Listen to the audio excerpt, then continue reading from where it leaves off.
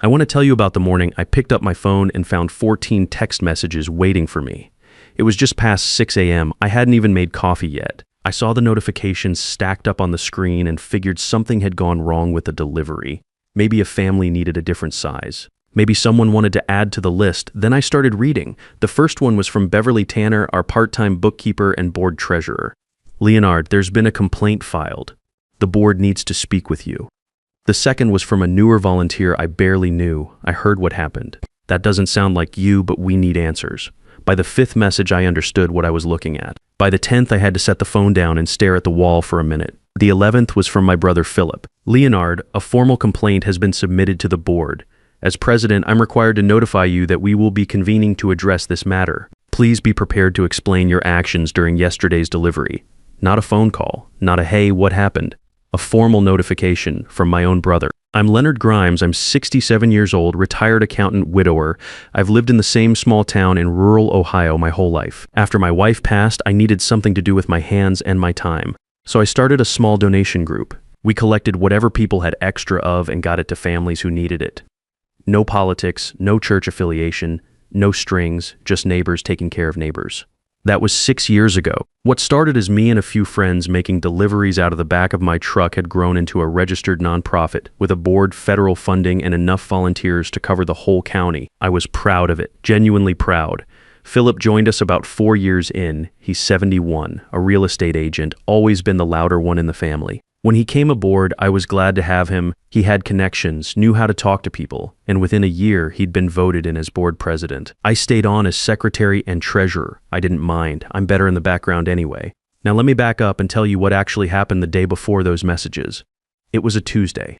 A bad flood had hit the north end of town a few days earlier, and 3 families were displaced. We put together care packages, collected what we could in the right sizes, and I loaded up my truck. I had 3 stops to make. The third address on my list, I pulled into the driveway, grabbed the bags, carried them up to the front porch, and knocked. The woman who came to the door was Donna Carver, my sister-in-law, Philip's wife. I kept my face neutral. Donna and Philip had been having a rough stretch. Everyone in town knew that. I assumed she'd ended up on the list through the normal intake process. It happens in small towns. I wasn't going to make it awkward. I explained what I'd brought, same as I did at every stop. 3 bags of clothing sorted by size, a box of pantry items, some kids' books. She looked through the bags without saying much. Then she looked past me toward my truck. She asked for the portable heater sitting in the back cab. I told her that wasn't a donation. That was my personal property, something I kept in the truck for cold delivery mornings. I bought it myself 2 winters ago. She said I was rude, said I was obviously keeping the good stuff for myself. I told her, politely, that the items I'd brought were what was available. Then I set the bags on the porch, walked back to my truck, and drove away. That was it. That was the whole incident. By the next morning, the story Donna had apparently told Philip was something else entirely. According to what got passed around the board, I had refused to leave any items at all and had pocketed a cash envelope that was supposed to go to the family. There was no cash envelope. We don't do cash deliveries. Anyone who had spent more than a month with us knew that, but there it was, a formal complaint, 14 texts. My brother calling it a serious matter in the same tone he'd use with a stranger. I sat at my kitchen table, made my coffee, and typed out a bullet point account of exactly what happened. I sent it to the full board. No emotion, no editorializing, just the facts in the order they happened. Most of what came back wasn't good. Beverly said I needed to take this seriously. A couple of people went quiet, which in some ways felt worse than the accusatory ones. Only one person reached out privately. Carol Hutchins, a retired postal worker who'd been with me since the very beginning, sent me a 3-word message. "Don't say anything." I read it twice, then I put my phone face down on the table and went to find my manila folders.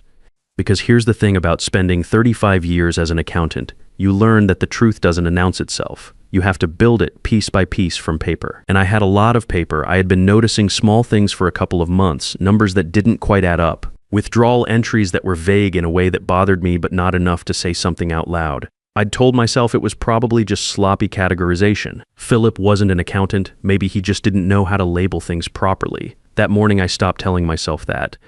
I pulled up the full transaction history going back 8 months. I printed every page. Then I sat down with a highlighter and went through it the same way I used to go through client audits back when I was still working. It took me about 2 hours. When I was done, I had 23 highlighted entries, all of them authorized by Philip Grimes, board president. all of them categorized as either operational overhead or community outreach supplies. None of them had a corresponding receipt on file. None of them had a matching invoice. None of them had any supporting documentation at all. $4,200 total, over 8 months, from a pool of federal grant money. I sat there for a long time looking at those highlighted pages. I'm not a dramatic person. I don't like confrontation. I spent 35 years as an accountant because I preferred dealing with numbers over dealing with people, and numbers at least don't look you in the eye and lie to your face. But $4,200 in undocumented withdrawals from a federally funded nonprofit is not a bookkeeping error. That's not a rounding mistake or a miscategorized receipt. That is a problem with a very specific legal name. I made 2 copies of everything. One set went into a manila envelope, which I locked in my filing cabinet. The other set I kept on my desk. Then I looked up the IRS voluntary disclosure line for nonprofit compliance issues and wrote down the number. I didn't call it yet. I wanted to think clearly before I did anything I couldn't undo. I went to bed that night and barely slept. Not because I was angry, though I was. Not because I was scared, though there was some of that too. Mostly I kept thinking about the group, about the families we delivered to, about the 6 years I had put into building something from nothing, starting with just me and Carol Hutchins driving around in my old pickup truck with donated goods in the back. I thought about my wife, about what she would have said. She would have said, "Get the facts straight, then do what's right," in that order. So that's what I did.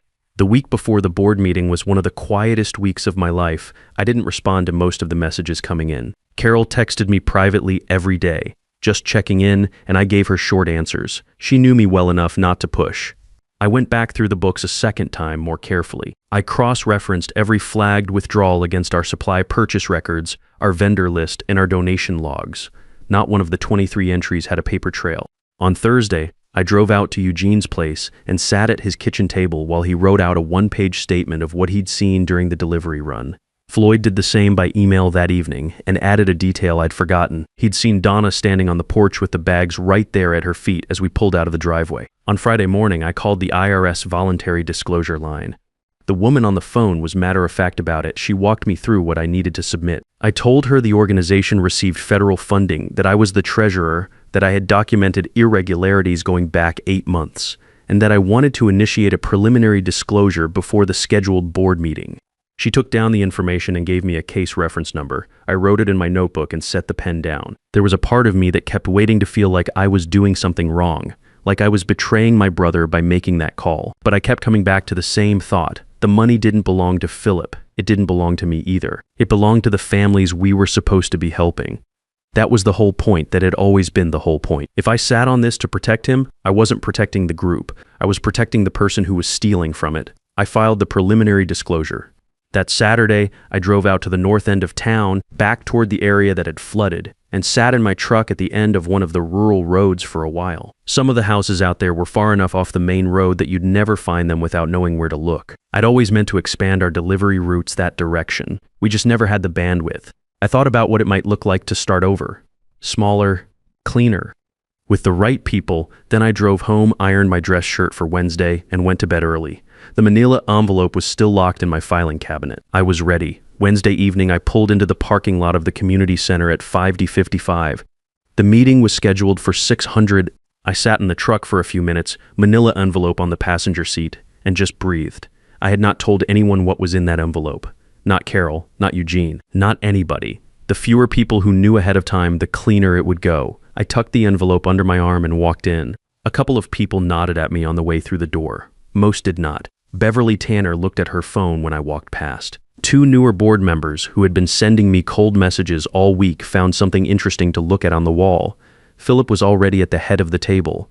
He glanced at me once and looked away. Donna was not there. I found out later she had been asked to stay home. I thought that was a smart move on Philip's part. It turned out not to matter. They directed me to wait in the hallway. I sat in a folding chair outside the meeting room door for 45 minutes. I could hear voices inside, nothing clear enough to make out, just the tone of a room working itself up to something.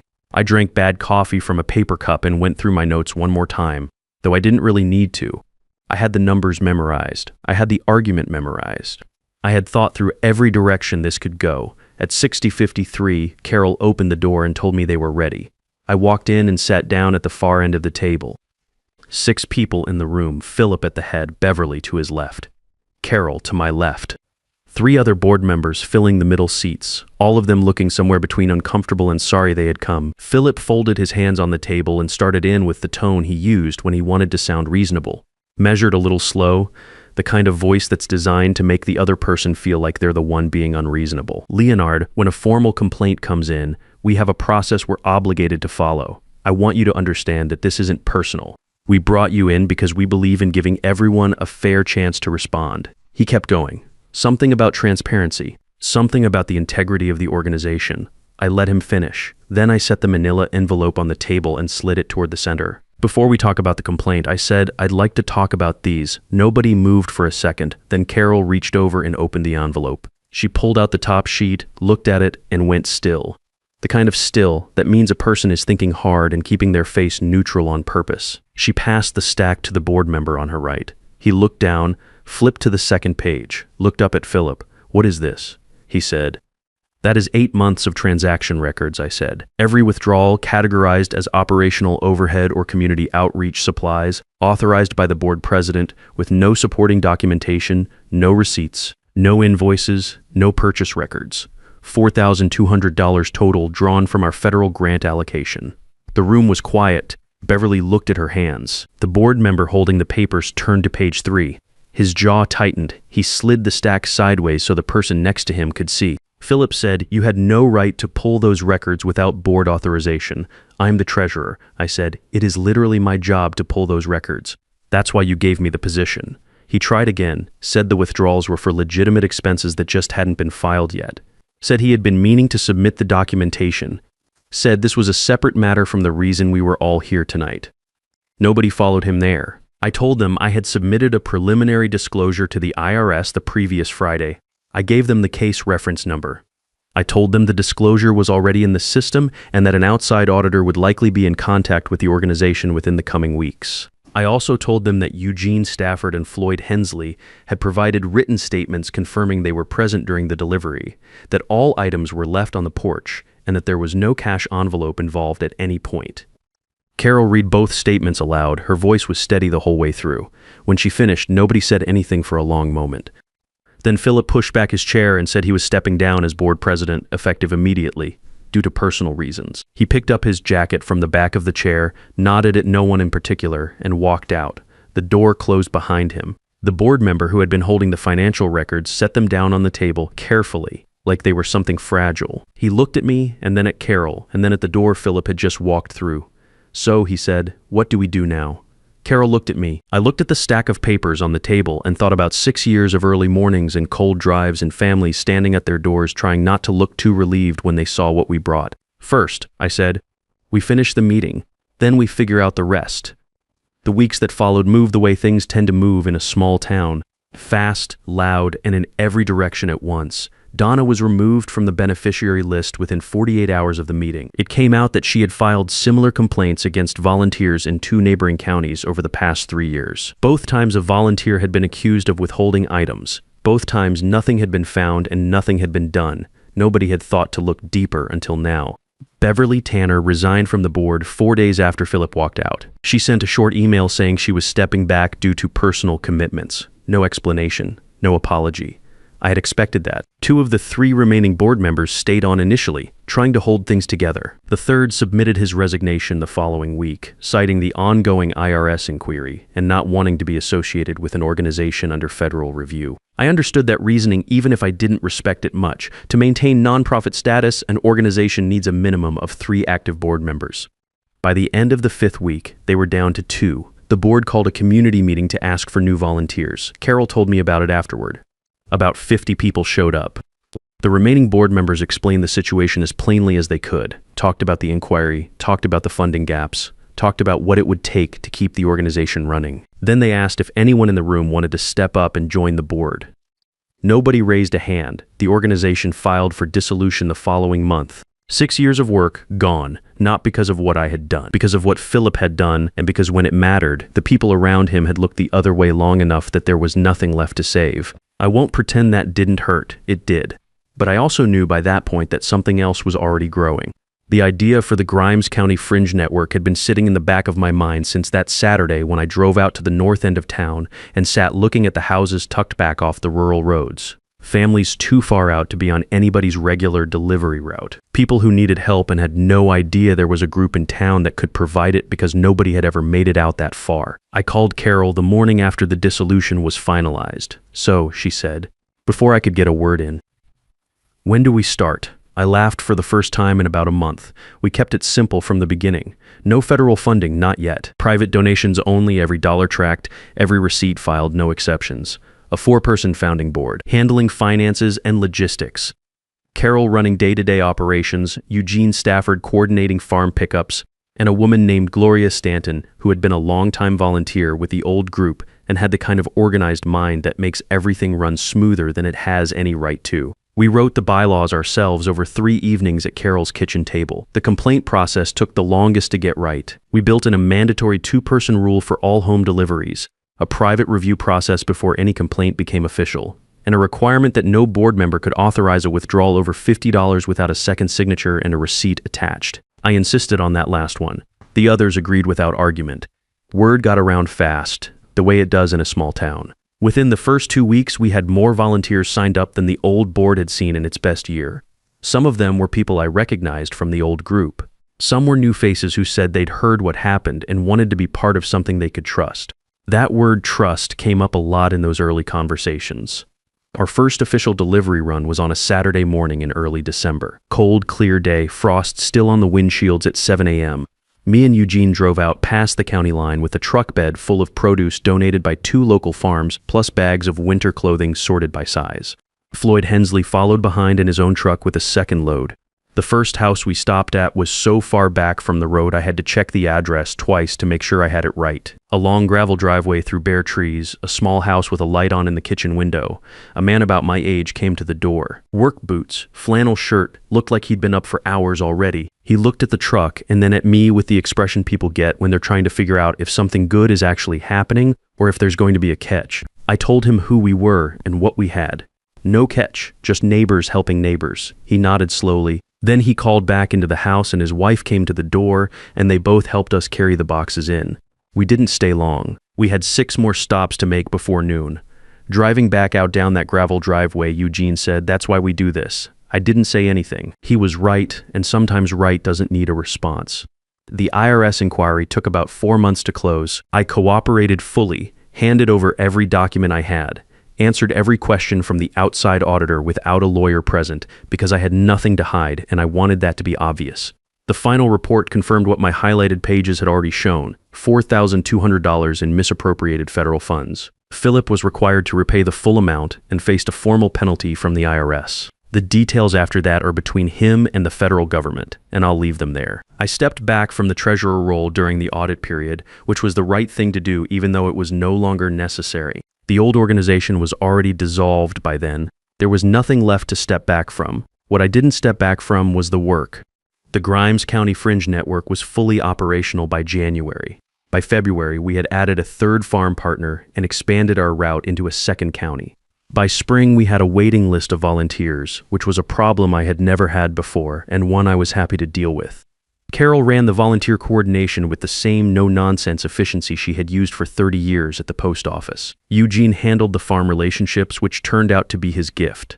Farmers are straightforward people. They respect someone who shows up on time, says what he means, and doesn't waste their morning. Eugene was all 3. Gloria Stanton built us a simple tracking system for inventory and deliveries that was cleaner than anything we'd had at the old organization. We had one complaint in our first 6 months of operation. A volunteer felt that a family had been rude to her during a drop-off. We followed our written process exactly. President and vice president met with the volunteer privately. She felt heard. The issue was logged and closed.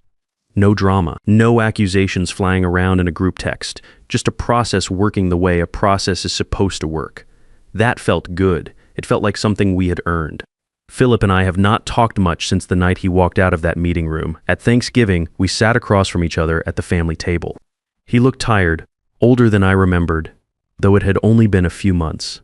The house he and Donna had been renting was being listed. I had heard from a cousin that the financial strain from the IRS penalties had hit them hard. Donna had gone back to work. Things between them, from what I could gather, were not good. I didn't bring any of it up. He didn't either. We talked about football, the weather. Whether the highway construction on Route 9 would ever actually finish, normal things, boring things. The kind of conversation you have with someone when you're both choosing not to say the harder thing. After dinner, I helped clear the table, said my goodbyes, and drove home. He's my brother. That doesn't change. But there's a difference between blood and trust, and I stopped confusing those two things a long time ago. I can wish him well and mean it, and still know without any bitterness that I will never hand him the keys to something I built again. That's not anger. That's just experience.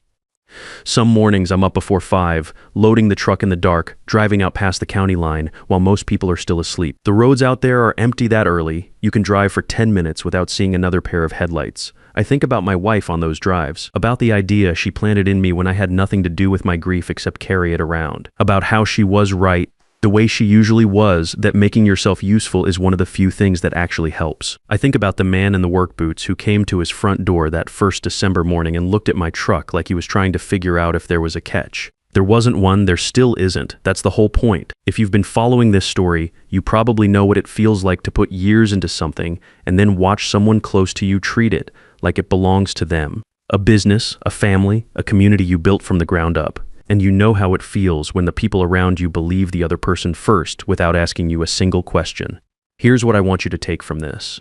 Document everything, not because you're paranoid, but because paperwork protects good people just as much as it stops bad ones. And when someone shows you who they are, believe them the first time, no matter who they are to you. I didn't get even. I got organized. I filed the right forms, followed the right process, and let the facts do the talking. That's not a dramatic ending, but it's a real one. And the work is still getting done. That's the part that matters. If this story felt familiar, I'd like to hear about it in the comments. You might be surprised how many people are sitting on something just like this, wondering whether it's worth speaking up. It is. It always is.